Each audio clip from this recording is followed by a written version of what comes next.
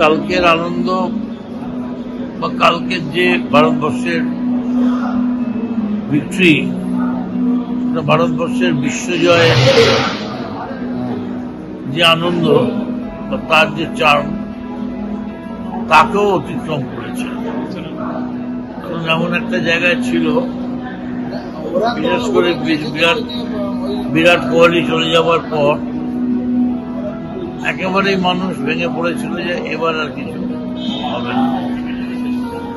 কিন্তু দেখা গেল, যারা অনেকে মনে করেন যে রোহিত শর্মার সময় হয়ে এসছে, তাকে আর বাদ দেওয়া উচিত, এরকম লোকগুলোরা বেশি ক্রিকেট সম্বন্ধে না বলাই ভালো।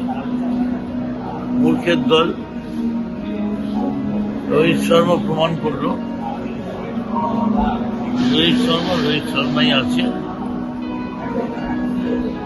এবং কালকের যে আনন্দ, যেন মনে হচ্ছে ভারত ওয়ার্ল্ড কাপ চ্যাম্পিয়ন হলো, তার থেকেও বেশি। কিন্তু সাংসদই করেছিলেন, বলেছিলেন বাদ দেওয়া হচ্ছে সৌগত রায়, কি বলবেন? সেটা আমি বলবো না উনি কোন কারণে করেছেন, বা ওই জায়গায় কে খেললে ভালো হতো, বা উনি নিজে খেলতেন কিনা, দায়িত্ব নিতেন কিনা, বলতে পারবো না। আমার মনে হয় আমাদের যারা পলিটিক্স করি, এই সমস্ত খেলোয়াড়দের সম্বন্ধে আমাদের মন্তব্য না করাই ভালো।